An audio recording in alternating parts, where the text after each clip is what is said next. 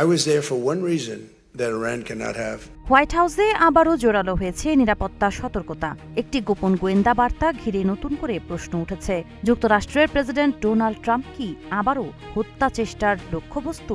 বিষয়টি নিয়ে ওয়াশিংটন ও তেল আবিবের মধ্যে চলছে নিবিড় যোগাযোগ। CNN এর প্রতিবেদনে বলা হয়েছে, ইসরায়েল সম্প্রতি যুক্তরাষ্ট্রকে একটি নতুন গোয়েন্দা তথ্য দিয়েছে, যেখানে দাবি করা হচ্ছে ইরান ট্রাম্পকে হত্যার সম্ভাব্য একটি নতুন পরিকল্পনা করেছে। বিষয়টির সঙ্গে সংশ্লিষ্ট দুটি সূত্র জানায়, চলতি সপ্তাহেই এই সতর্কবার্তা দেওয়া হয়েছে। তবে যুক্তরাষ্ট্র এখনও তথ্যটি স্বাধীনভাবে যাচাই করতে পারেনি। মার্কিন কর্মকর্তাদের একাংশের ধারণা, ইরানের বিরুদ্ধে আরও কঠোর সামরিক পদক্ষেপ নেওয়ার বিষয়ে ট্রাম্পের সিদ্ধান্তকে প্রভাবিত করতেই ইসরায়েল এই তথ্য সামনে এনে থাকতে পারে।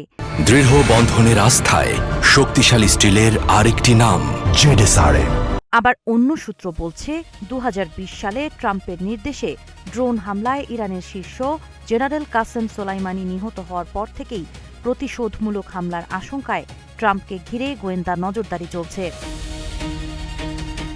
সম্প্রতি সাংবাদিকদের সঙ্গে আলাপকালে ট্রাম্প নিজেও দাবি করেন, ইরানের হিট লিস্টে তার নাম রয়েছে। তিনি বলেন, এখন পর্যন্ত ভাগ্য তার পক্ষে ছিল, তবে সবসময় সেটি নাও থাকতে পারে। একই সঙ্গে তিনি ইরানকে অত্যন্ত বিপজ্জনক আখ্যা দিয়ে কঠোর অবস্থানের ইঙ্গিত দেন। অন্যদিকে ইরানের সর্বোচ্চ নেতা আয়াতুল্লাহ আলী খামেনির জানাজায় অংশ নেওয়া কিছু বিক্ষোভকারী ট্রাম্প বিরোধী স্লোগান দেন। এমন পরিস্থিতিতে যুক্তরাষ্ট্র ইরান যুদ্ধবিরতি কার্যত ভেঙে পড়েছে এবং দুই দেশের মধ্যে উত্তেজনা আরও বেড়েছে।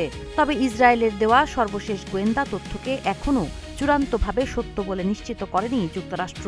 ফলে ট্রাম্পকে ঘিরে নতুন এই হত্যার আশঙ্কা বাস্তব নাকি কৌশলগত চাপ, সেটি এখন সবচেয়ে বড় প্রশ্ন। সাবা খান, নাগরিক প্রতিদিন।